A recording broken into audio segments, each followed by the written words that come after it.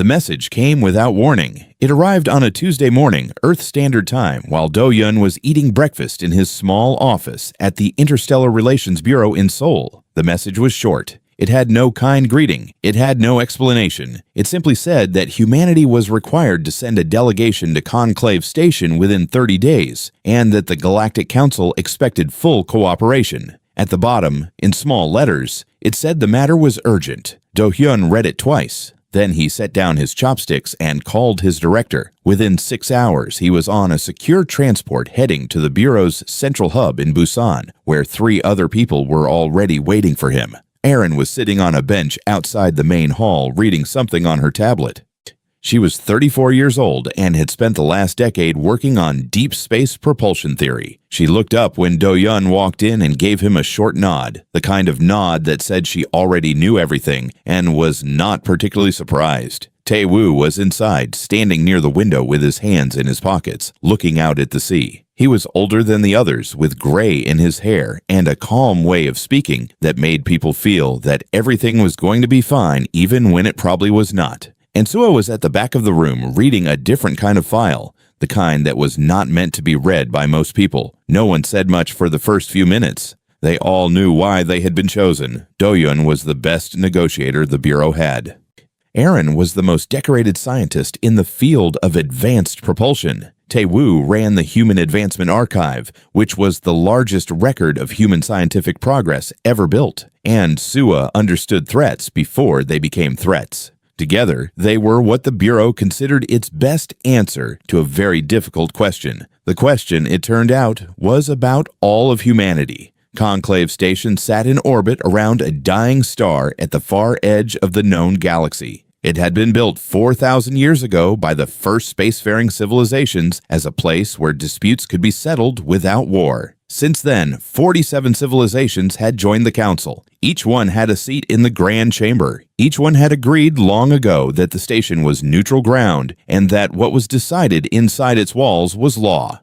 The journey took 11 days. Do-Hyun spent most of it reading files. Arin ran calculations on her tablet and said very little. Tae-woo slept a great deal and drank a lot of tea. Sua did not sleep at all, as far as Do-Hyun could tell. When the station finally appeared on the view screen, it looked enormous. It was shaped like a ring, wide enough to hold a small city inside it, and it spun slowly around its own center. Lights ran along its outer edge in rows of pale blue and white. Ships from dozens of civilizations were docked along the lower side. None of them looked anything like human ships. They were escorted to a waiting room first. The room was large and very clean and smelled faintly of something Do-Hyun could not name. An aide from the council came in and explained the procedure in a flat, translated voice. The delegation would be brought before the full council in the Grand Chamber the following morning. They were asked to rest and prepare. They were told not to leave the assigned quarters without an escort. That night, Do-Yun could not sleep. He stood at the small window in his room and looked out at the dead star. It glowed a deep, tired orange, like a fire that had almost run out of fuel. He thought about what he knew. He thought about what he did not know. He thought about what kind of question required 47 civilizations to gather together and summon a species for an answer. In the morning, the Grand Chamber was even larger than he had expected. The ceiling was so high, it was hard to see where it ended. The seats rose in curved rows along the walls, and each row was filled. Delegates of every shape and color and size sat in their places. Some had eyes that were too large. Some had skin that moved like water. Some wore breathing devices. Some sat perfectly still and watched with expressions that were impossible to read. At the center of the room, on a raised platform, sat High Arbiter Kael. He was old even by alien standards. His skin was a dark, deep gray, and his eyes were a pale gold. He spoke slowly and with great care, and when the translation reached Do-Hyun's earpiece, each word arrived with a kind of weight. Kael said that the council had been watching humanity for many years. He said that in 10,000 years of recorded galactic history, no species had ever continued to advance past what the council called Stage 7. Stage 7 meant faster-than-light communication, basic colony travel, in the ability to use star energy for power. Every species in the chamber had reached Stage 7 at some point. Every one of them had stopped there, or near there. Progress had slowed. Then it had stopped. Humanity had reached stage 7 41 years ago. Humanity had not stopped. Kale placed his long hands flat on the table in front of him and looked at Do-hyun. The chamber was completely silent. Not a sound came from 47 civilizations. He asked one question. It was simple. It was direct. "Why," he said, "are humans still advancing?" Do-hyun looked at the old alien for a long moment. He looked at the rows of delegates above him, some leaning forward, some sitting back. He looked at Erin, who had her eyes on the ceiling. He looked at Sua, who was watching the room and not him. Then he looked back at Kyle. He said that the answer could not be given in a chamber. He said it could not be given in words alone. He said that if the council truly wanted to understand, they would need to come and see. Silence. Then, from somewhere high in the rows of seats, a delegate named Vasa stood up and said that humanity should be placed under observation restrictions immediately before the session continued any further. Do-hyun did not flinch. He said very calmly that humanity did not accept restrictions it had not agreed to, and that if the council tried to impose one without cause, they would be starting a very different kind of conversation. Kale raised one hand. Vasa sat down. The session was paused. A decision would be made by the following morning about whether to send observers to Earth. The delegation was escorted back to their quarters. In the corridor, Sua walked close to Do-hyun and spoke quietly. She said they should be careful about what they allowed the council to see. Do-hyun thought about it for a moment. Then he shook his head. He said they should let them see everything. 3 alien observers arrived on Earth on a gray morning in early spring. Their names were Teln, Voss Aid Rayak, and a delegate recorder called Teln was from the Ethon Institutes, a place dedicated to the study of civilizations. Rayak was from the Vreth Collective and had been sent specifically by Vasa to watch and report. Said very little and recorded everything. All 3 wore translation devices on their necks and looked around with the wide, careful eyes of people who were seeing something they did not fully understand yet. Do-hyun met them at the landing site in Incheon and shook each of their hands. Only Teln shook back. The other 2 looked at their own hands afterward, as if not sure what had just happened. The tour began that same day. Do-hyun had planned the itinerary himself. He had not tried to make it impressive. He had not chosen grand buildings or military displays. He had made a list of things that were true about humanity and had built the schedule around that list. The first stop was a children's hospital in Seoul. Teln stood in the hallway outside the main ward and watched through the glass. Inside, a young doctor named Ji-woo was talking to the parents of a sick child. The parents were holding each other's hands. The doctor was speaking gently. She had been on shift for 9 hours. She would be on shift for 3 more. Teln watched her for a long time without speaking. Rayak asked what disease the child had.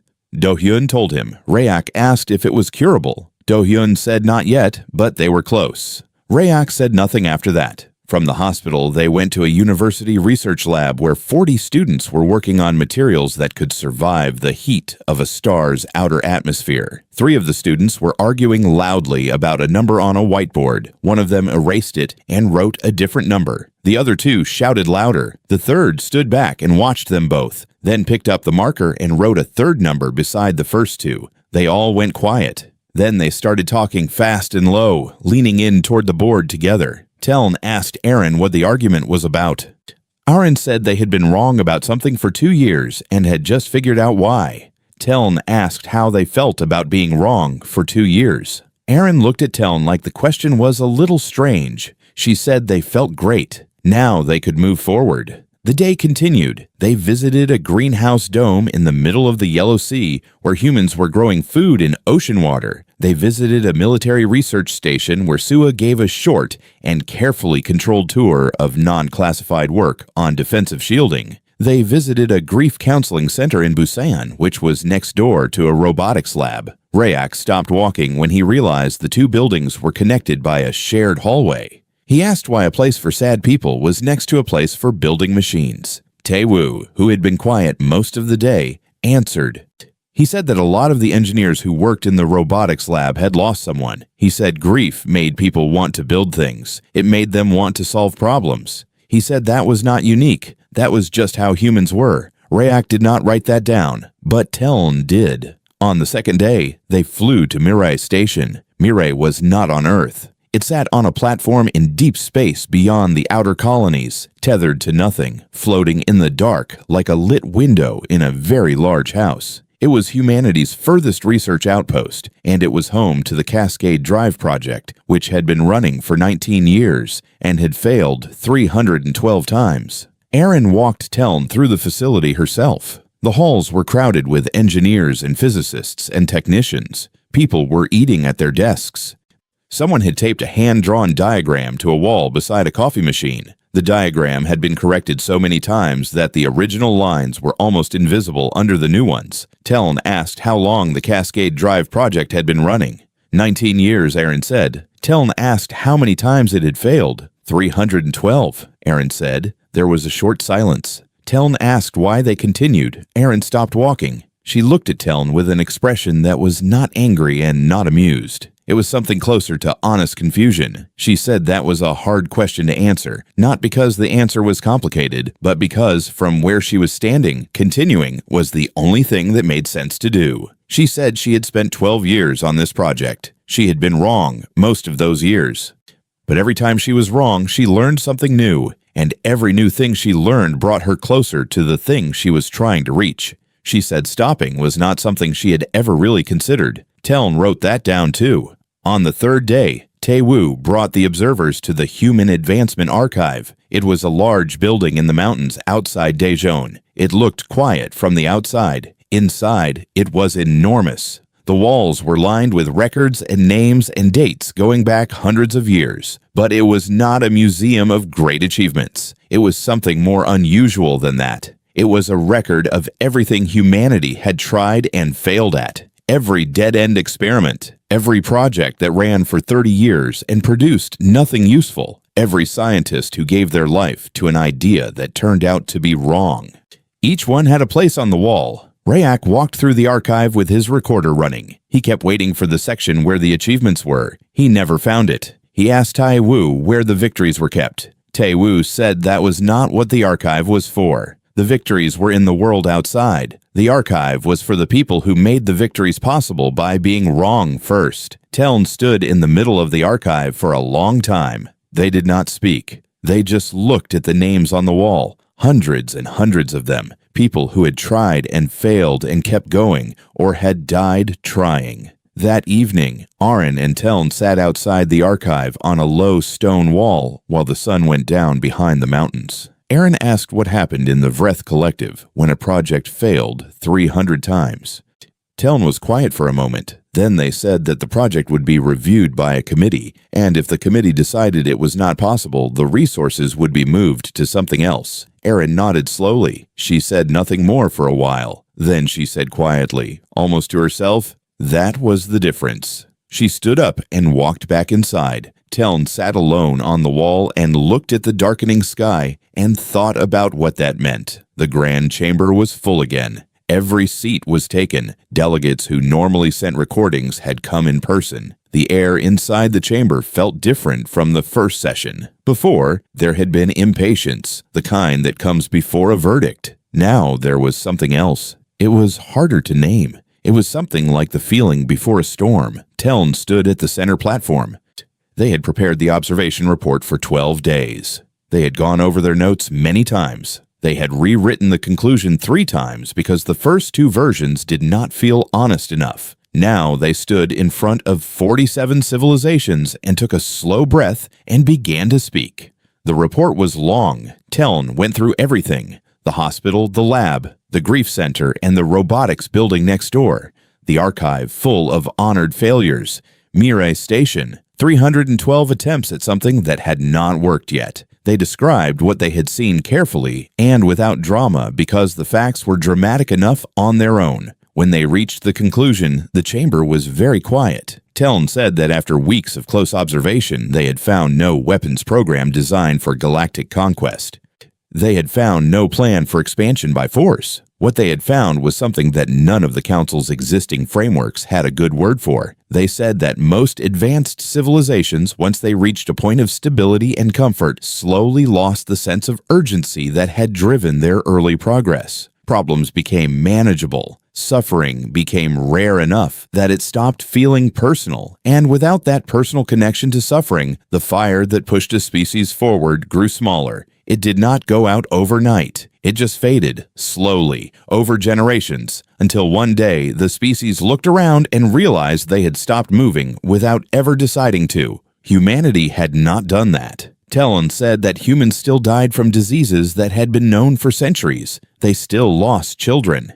They still had accidents and conflicts and moments of terrible loss. And instead of accepting this, each generation took it personally. Each person who died from something that should have been cured made someone else more determined to cure it. Each distance that was too far to cross made someone want to build a faster ship. The suffering was still real, and the response to it was still real. Humanity had never, as a species, agreed that enough problems had been solved. They had never agreed to stop being uncomfortable. High Arbiter Kale sat with his hands folded on the table and his pale gold eyes fixed on Teln. He did not speak when the report ended. He looked at the human delegation. Do-Hyun stood. He had not prepared a speech. He had thought about it. But in the end, he had decided that speeches were for people who needed to convince someone of something. He did not feel that he needed to convince anyone. He just needed to be honest. He said that the simplest answer to the council's question was that humans advance because they are still angry. They are angry at death. They are angry at distance. They are angry at disease and darkness and the fact that there is always something they cannot reach yet. He said this anger had been present in every generation of humans since the beginning, and that it had not gone away with comfort or technology or time. It had only grown into something larger. Vasa, from her high seat, interrupted. She said that anger was not sustainable. She said it burned out. She said every civilization had gone through a phase of driven, furious advancement, and everyone had eventually calmed down and settled. She said humanity would do the same. She made it sound like a certainty. Do-Hyun looked up at her. He said she was right, that anger alone does not last. But he said that in humans, anger does not stay anger. Over time, when a person is angry at something that is hurting someone they love, the anger changes. It becomes something else. It becomes care. It becomes the need to fix the thing, not for yourself, but for the person beside you.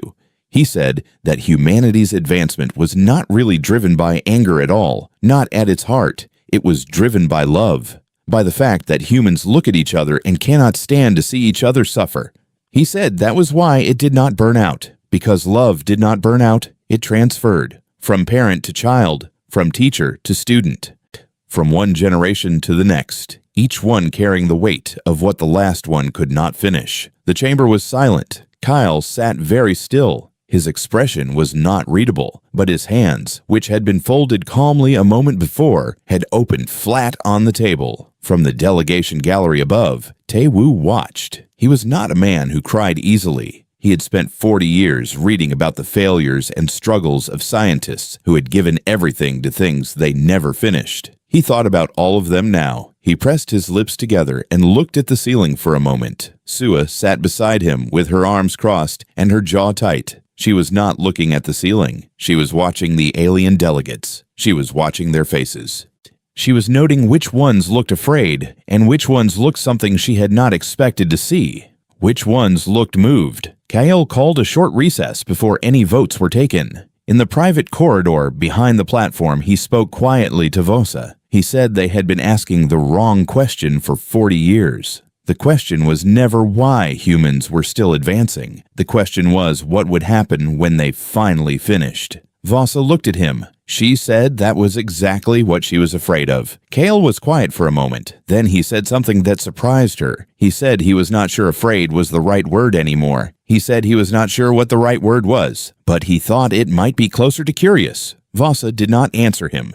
She walked back into the chamber and took her seat and looked down at the 4 humans standing calmly at the center of the room, and she thought about what the one called Do-Hyun had said about love, and about how it did not burn out, and about how it transferred. The vote was set for the 3rd morning. The motion was formal and written in the careful, cold language that the Galactic Council used for all its official documents. It said that humanity, pending further review, would be placed under advancement observation restrictions. In plain language, that meant limits on research, on certain technologies, on how far human ships could travel without Council approval. It was not a declaration of war. It was not a punishment. It was, as Voss's faction described it, a precaution. Sua had counted the votes the night before.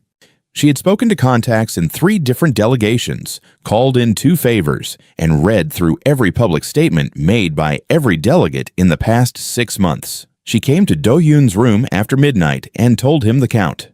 26 votes in favor of the restrictions, 21 against. The motion would pass. Do Yun sat with that for a while. Then he asked her what she thought they should do. Sua said she thought they should fight it. She said they had legal grounds to challenge the process. She said the motion had been filed without the full review period the Council's own rules required. She said they could delay it, maybe long enough for the political situation to shift. Do Hyun listened. Then he said he did not want to fight it that way. He said if they won on a technicality, nothing would change. The Council would still be afraid. They would just be afraid and angry instead of afraid and uncertain. And uncertain, he said, was a door. Angry was a wall.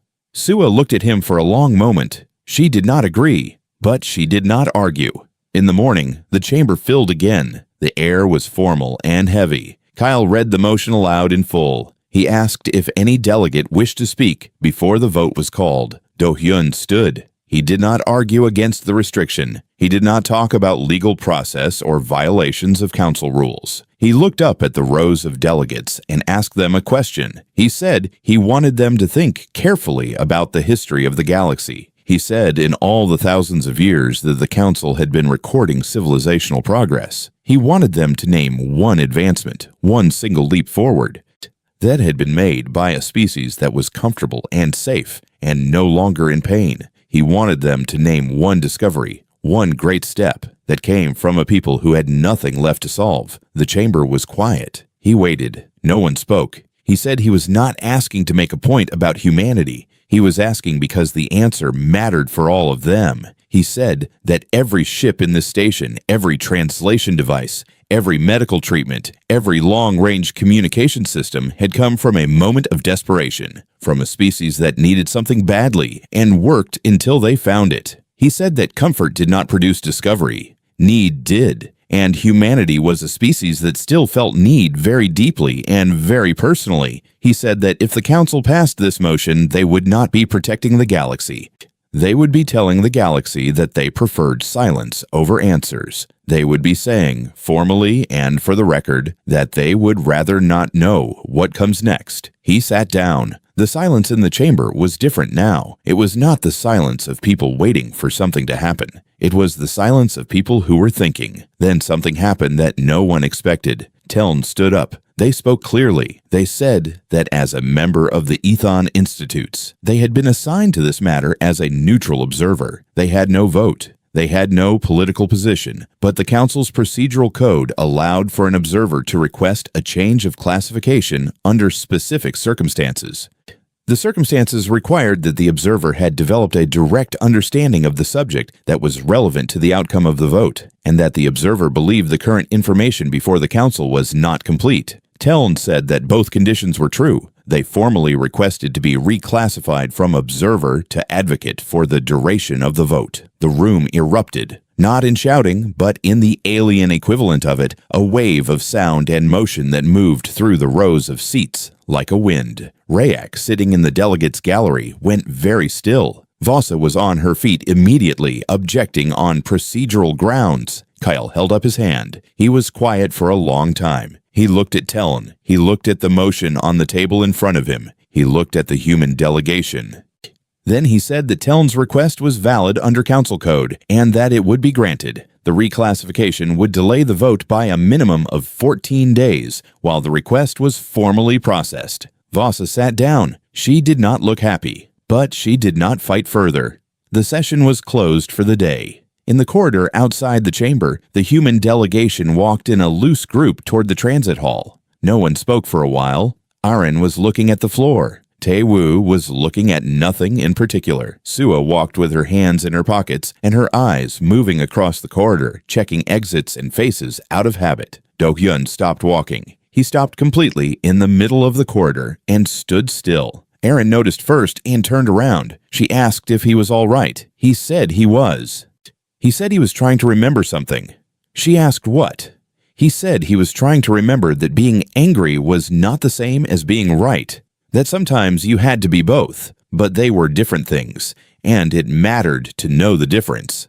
Erin looked at him. Then she said that they were both. They were angry, and they were right. He nodded slowly. He said yes, they were. Tae-woo walked past both of them without stopping and said quietly that they should get some sleep. They had 14 days, and the work was not finished. Sua was already at the end of the corridor, looking back at them, waiting. On the morning of the 43rd day since the council session began, the message from Miri Station arrived. It came to Arin's personal device first because the sender knew her. The sender was a young engineer named Boyun, who had been part of the Cascade Drive team for 6 years and had the habit of sending voice notes instead of written ones because he talked faster than he could type. The note was only 12 seconds long. His voice was shaking, not from fear, from something else entirely. He said they had done it. Test number 313. The Cascade Drive had worked. Erin listened to the message once. Then she sat completely still for about 4 seconds. Then she stood up and walked very fast to Do-hyun's room and knocked on the door hard enough to wake the entire corridor. When he opened it, still half asleep, she held up her device and played the message again.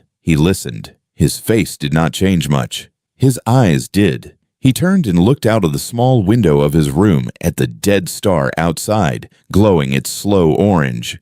And he was very quiet for a moment. Then he asked her to send the data to Teln. Erin had already written the message. It was short. It said, "You asked why we continue after 300 failures. Here is why." She sent the full technical file with it. Teln received it 2 hours later. They were in their own quarters, reviewing council documents. When the file came through, they opened it slowly, reading the title. Then they read the contents. Then they read them again. Then they sat back in their chair and looked at the ceiling for a long time. The Cascade Drive worked by folding space using probability fields rather than raw energy displacement. The Council's method of faster-than-light travel required enormous amounts of power, the kind that only came from large reactors or star energy collectors. Humanity's method required almost none. It required precision instead of power. It required understanding the shape of space rather than forcing through it. It was, in technical terms, a completely different approach. It was not an improvement on what the Council had. It was something new. Teln sent the file to Kale directly with a one-line note that said, "I believe the Council should read this before the vote." Kale read it. Then he called an emergency session. When the chamber filled that afternoon, there was no formal agenda posted. Delegates came in uncertain, talking in low voices to each other, trying to understand what had changed. Vasa walked in with her expression set the way it always was, composed and watchful. But she had read the file too, and something in the line of her mouth was different. Kyle stood. He did not sit at the center table this time. He stood beside it. He held the technical file in his hands, which was unusual because Kale never held physical documents. He said that new information had come to the Council's attention and that it was relevant to the matter currently before them. He summarized the Cascade Drive discovery in plain language. He described what it was, how it worked, and what it meant. He said that in the 40 years humanity had been under observation, the Council had been watching for signs that they might become dangerous. He said the Council had been looking for weapons, for territorial expansion, for aggression. He said they had been asking the wrong question, and now the right question had arrived on its own.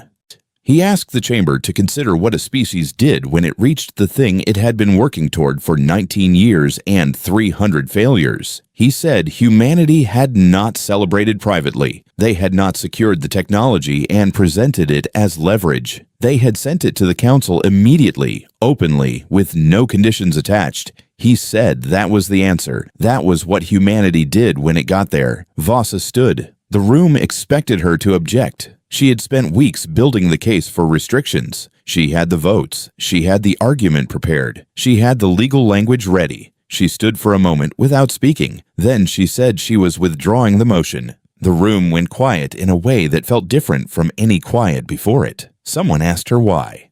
She looked at the question for a moment like it was something she was still working out herself. Then she said that if she restricted humanity now, she would never know what they did next. She said she had spent a long time being afraid of what humans might become. She said she still was not sure she was wrong to be afraid, but she found unexpectedly that her fear had been joined by something else. She found that she needed to know what came next. She could not explain it better than that. She sat down. In the gallery, Tae-woo let out a long, slow breath. He had been holding it without realizing. He looked at the wall to his left, which was bare, a blank curved surface of pale stone. In his mind, he saw the walls of the archive back in Daejeon. All those names, all those people who had worked on things they never finished so that someone after them could carry it further. He thought of a physicist named Ryu who had spent 31 years on a theory of space folding that had been officially declared impossible. Who had died 2 years before Boyun sent that 12-second voice message. He thought about that for a while. The motion was formally withdrawn. The restrictions were dissolved. Humanity remained a free civilization in the eyes of the Galactic Council. The session ended quietly, without applause, without ceremony. That evening, Do-yun and Sua stood at the viewport in the main corridor of the station. The dead star was still out there, still burning slow and orange in the dark. Other ships were moving in the distance, small lights going in different directions. Sua asked if he thought they understood now. The Council, all of them. Do-yun thought about it honestly. He said not yet. He said understanding something like this took time, and they had only just had one good look at it. But he said they were asking better questions. And that was enough for now. Sua looked at the star for a while. She said she kept thinking about Teln, about the fact that they had changed their classification for humanity, given up their neutral standing. She said she had not expected that. Do-hyun said that was the thing about people, any kind of people. You never really knew what they were going to do until the moment came. Outside, beyond the viewport, a small light appeared and moved. It was fast, faster than anything the station had ever tracked before. It curved out past the edge of the docking ring, past the last of the Council's navigation markers, past the furthest line on any map the station held, and then it kept going, out into the dark, out past the places anyone had names for, into the space beyond the edge of the known world. It did not stop. It did not slow down. The Galactic Council had asked one question. They had wanted it answered in words, in a chamber, in the clean, formal language of politics and procedure. But humanity had answered it the only way it ever answered anything, by going further, by carrying the work of everyone who came before and taking it one step more, by refusing, quietly and completely, to believe that the end of the known world was the end of the world. The light grew smaller on the screen until it was gone.